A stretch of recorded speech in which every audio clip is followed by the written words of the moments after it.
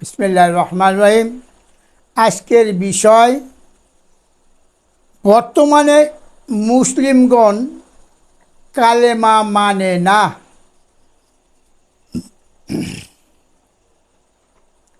বিসমিল্লাহির রহমানির রহিম। সম্মানিত মহান আল্লাহ রব্বুল আলামিন অভাব মুক্ত ও প্রশংসিত। মহান আল্লাহ রবেন কি? অভাব মুক্ত ও প্রশংসিত। আমরা অভাবযুক্ত আর প্রশংসায় থাকিবরত। ইন্না শিরকা লাযুলমুন আযীম।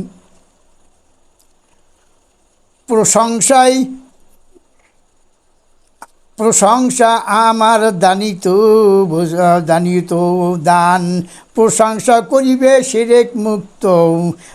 যারা শিরক অবস্থায় আমার এই প্রশংসায় শিরক করিল, তাদের আমি কঠোর আযাব দানিব।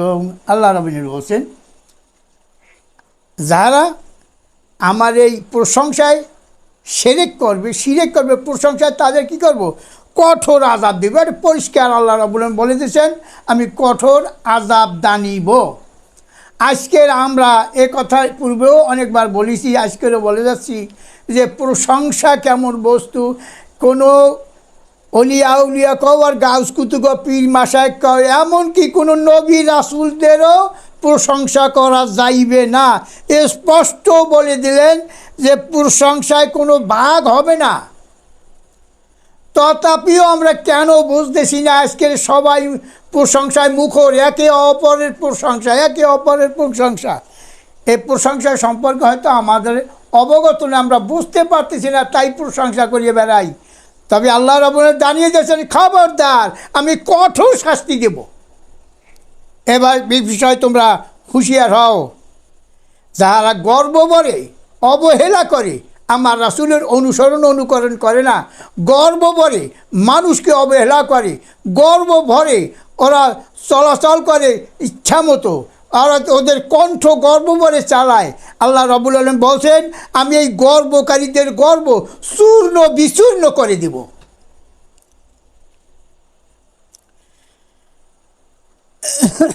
যাহারা সম্মানিত মহান আল্লাহ রাব্বুল আলামিন সম্পর্কে কুতর্ক জুড়ে বলে যে আমাদের পূর্ব পিতামহকে যে পথে পাইয়াছি সেই পথেই আমরা চলিব, এইটাই তাদের কথা, আজকের কথা না। আর যখন আল্লাহর নবী হযরত মুহাম্মদ রাসূলুল্লাহ সাল্লাল্লাহু আলাইহি সাল্লাম যখন ছিল, তার সময়ও এই বিয়া করছে, তারা পূর্বে যারা ছিল তাদের কথাই বলতো যে পূর্বে যাদের যে অবস্থায় পাইছি, তাদের যে করছি, তাদের অনুকরণ করব, তাদের পথেই আমরা চলব। আর আজকেরও ঠিক তদ্রূপ।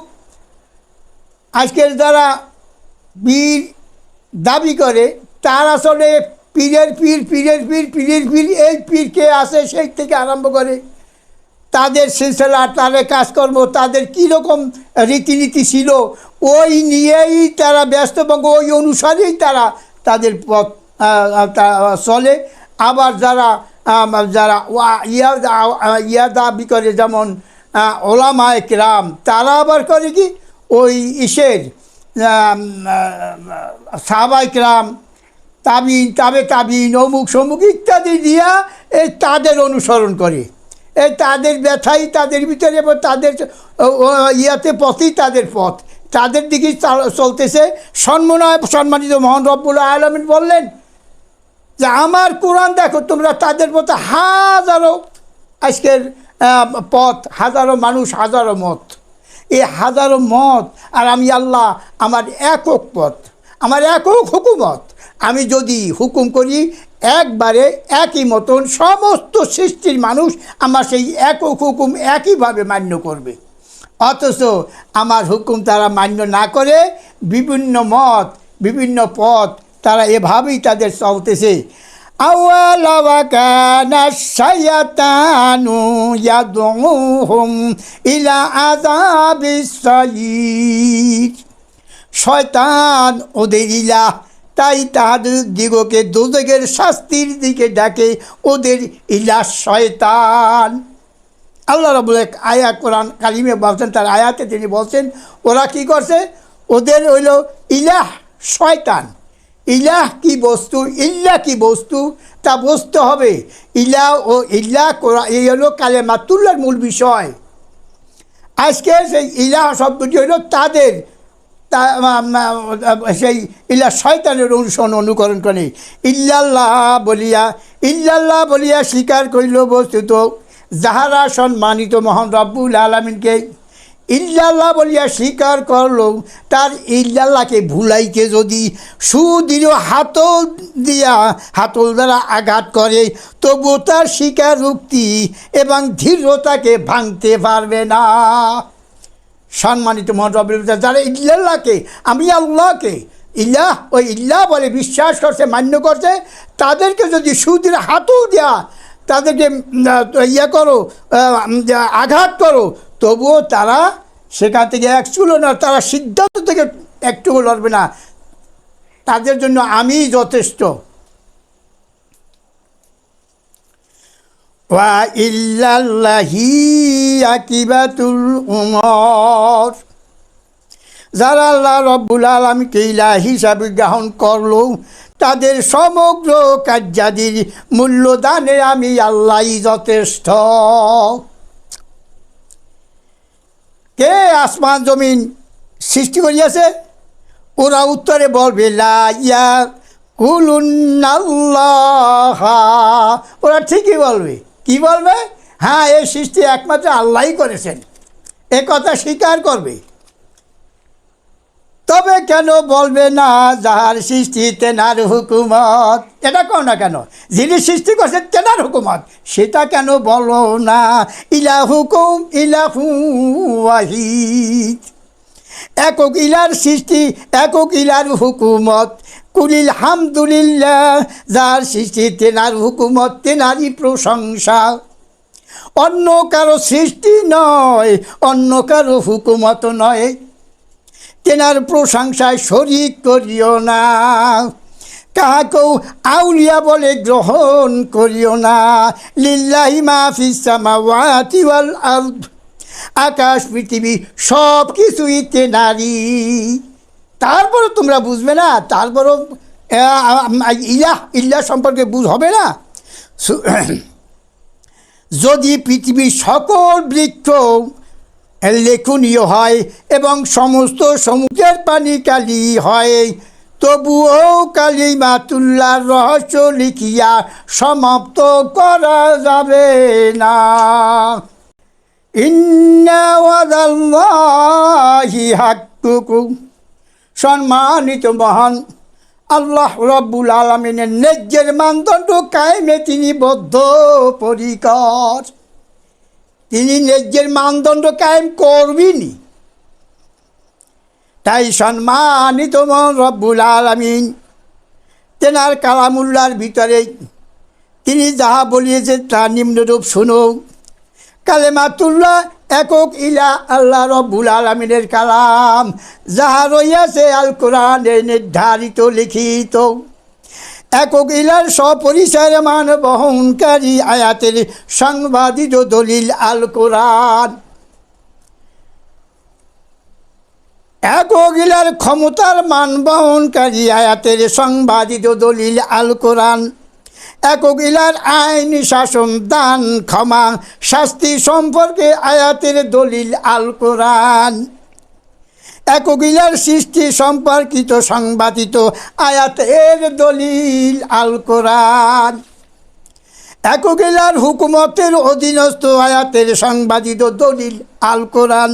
একক ইলার নিষিদ্ধ হুকুমতের আয়াতের সংবাদিত দলিল আল কোরআন। একক ইলার হুকুমত গ্রহণকারীদের কি কি জানিবেন সেই সম্পর্কে বলে দিয়েছেন দলিল তার আল কোরআন। একক ইলার নিষিদ্ধ হুকুমতে যারা বর্জন করে নাই তাদের কি কি আযাব জানিবেন সেই আয়াতের দলিল রহিয়াছে তার বিস্তারিত আল কোরআন। একগিলা আহ্বান করেন তোমাদের কল্যাণের পথে। তোমরা তা বুঝতেছো না? হ্যাঁ, তোমাদের কল্যাণের পথে আল্লাহ ডাকতেছে, তোমাদের শান্তির উদ্দেশ্যে তিনি কত কথাই না বলতেছেন। হ্যাঁ, তার সাথে কথা বেশি সুবিধা হলে পূর্বপুরুষের কেসা কাহিনীর, হ্যাঁ, জীবন, মানুষের জীবনী, এতে কি হবে? একগিলা যা কিছু বয়ান করেন ওই সকল আয়াতের মাধ্যমে তেনার সমস্ত বিষয়াদি সর্বসাজে সুসজ্জিত, সুরক্ষিত, সম্মানিত মহান রব্বুল আলামিন বয়ান করেন। আমি বয়ান করেন সৃষ্টির বিষয়। এক হইল তেনার সৃষ্টির বিষয়, এবং দুনিয়ার বিষয়। তিন, আখিরাতের বিচার দিবসের বিষয়। উক্ত বিষয় নিয়েই প্রতিটি আয়াতের অঙ্গ সংগঠন।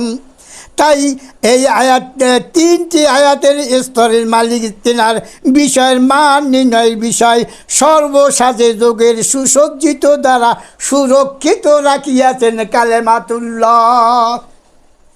আমরা কালেমাতুল্লাহকে বুঝতে পারছি না, আর সহজে বলতেছি আল্লাহ বাদে মাবুদ নাই, নাউযুবিল্লাহ মিন যালিক।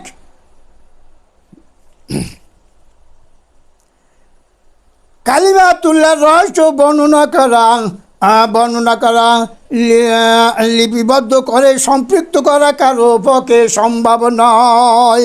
সম্মানিত মহান মালিকের একক ইলা, সম্মানিত মহান মালিকের একক ইল্লা, বাক্যটি সৃষ্টির মালিক তেনার সপরিচয়ের সর্বপ্রথম শিরোনামীয় বলে দাবি করেন, যা রইয়াছে আল কোরআনে।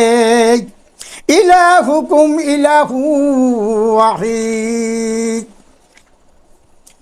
আলহামদুলিল্লাহ রাব্বিল আলামিন।